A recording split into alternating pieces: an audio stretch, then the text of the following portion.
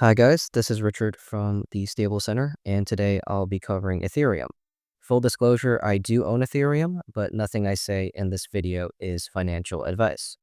Anyway, today we'll start things off with more stablecoin adoption analysis from Cathie Wood's ARK Invest.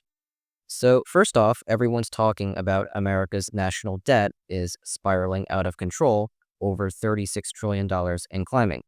The biggest American patriotic cryptocurrency critics have been claiming that cryptocurrencies are competition and a threat to the dominance of the United States dollar. In this video, I'm going to show you that the US dollar and stablecoins are actually now officially best of friends. So if we scroll down, foreign buyers like China and Japan are backing off of US treasuries. In fact, their share of US debt has fallen from about 23% in 2011 to just 6% today. Even at recent treasury auctions, demand has been weak, with fewer bids coming in, and that's dangerous. If fewer buyers show up, interest rates spike, the government's cost to borrow skyrockets, and the financial system gets shaky very quickly. But here's the twist. The crypto world, through stablecoins, might actually be helping America stay afloat. That's right. These digital dollar tokens like USDC and USDT are backed largely by short-term US treasuries. That means every time someone mints a stablecoin, they are basically injecting money into the US bond market. It's not the Fed, it's not China, it's not Japan, it's cryptocurrency. Tether alone actually holds nearly $100 billion in US government debt. Stablecoins in total now represent more than 1% of the entire US money supply.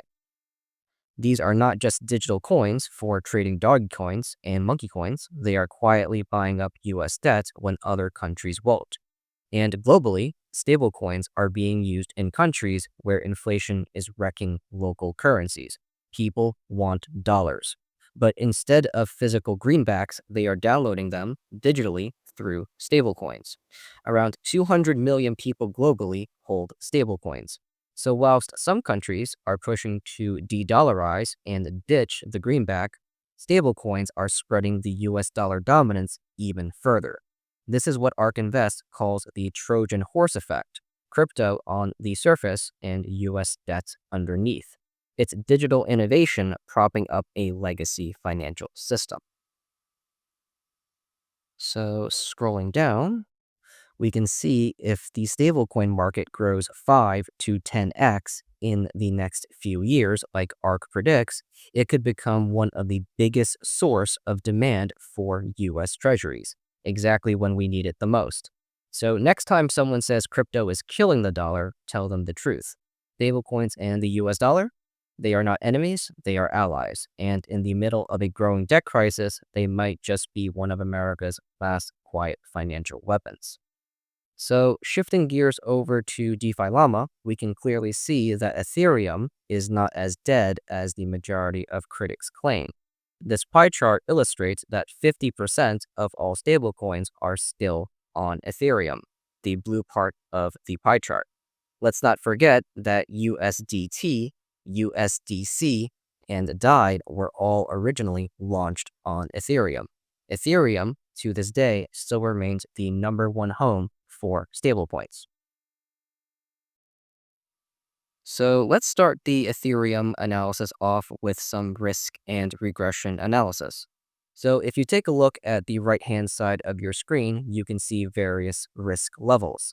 The colder colors, like blue and green, represent times of low risk, which are the best times to purchase Ethereum, and the warmer colors, like orange and red, represent times of high risk, which are the worst times to purchase Ethereum. Today, Ethereum has a blue risk level of 0.16, which means that buying Ethereum today is low risk, not financial advice. The simple idea behind risk analysis is to basically purchase Ethereum in times of low risk and take profits in times of high risk. When the price of Ethereum finally breaks to new all-time highs, we'll know to start taking profits when Ethereum starts printing warmer risk levels, preferably above 0.6. Okay, so let's take things one step further by adding the regression lines. So, regression is really just a fancy word used by mathematicians to say lines of best fits.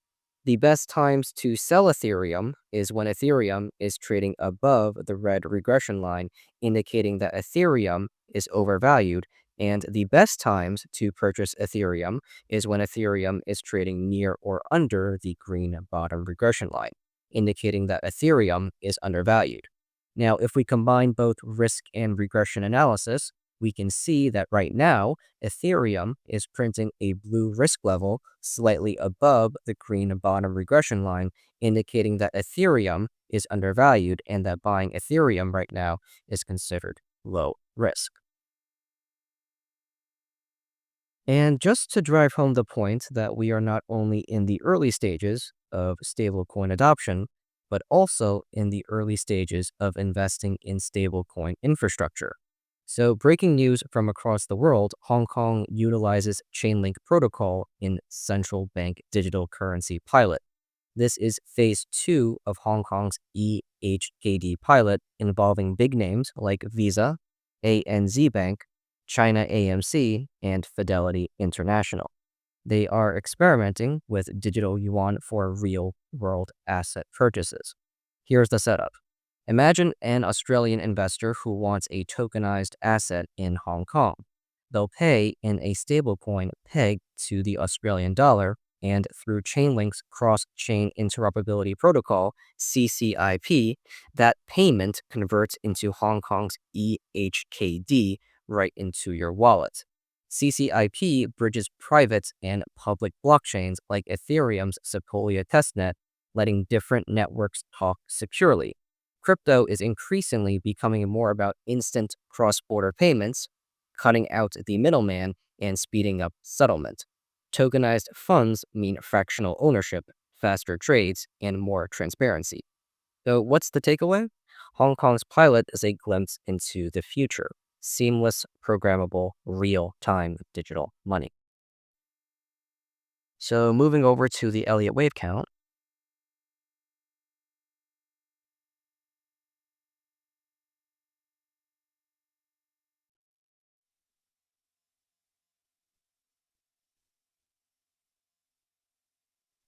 I've adjusted the Elliott wave count from the last TradingView post from a multi year long triangle into a more direct breakout to the upside. Ethereum's move off the April low is actually the first really impulsive move Ethereum has had this entire cryptocurrency bull market. Even Ethereum's early 2024 rally was honestly just in three waves and topped out at the one-to-one trend-based fit extension. Ethereum has only been trading in three-wave structures up until now. So let's actually measure potential bull market tops for Ethereum. One method to measure the bull market top is by taking a 1.618 to 1.786 Fibonacci retracement of wave 4, which gives us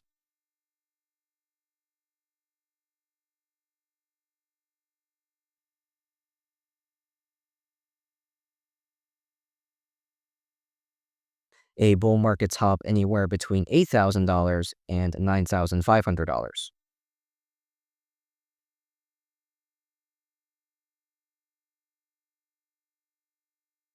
Now, in the previous market cycle, Ethereum topped out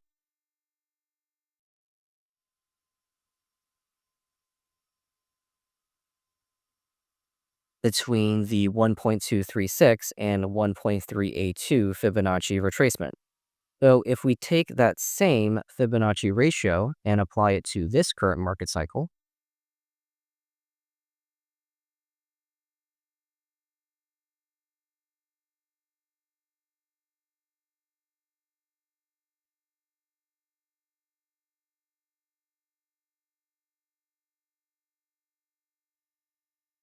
that would leave us with a bull market top anywhere between $7,290 and $9,358. In other words, I'm expecting Ethereum to soar to new all-time highs and hit at least $7,290 this bull market cycle. All right, that's all I got for this video. Thank you guys for watching, and I'll see you guys in the next one. Take care.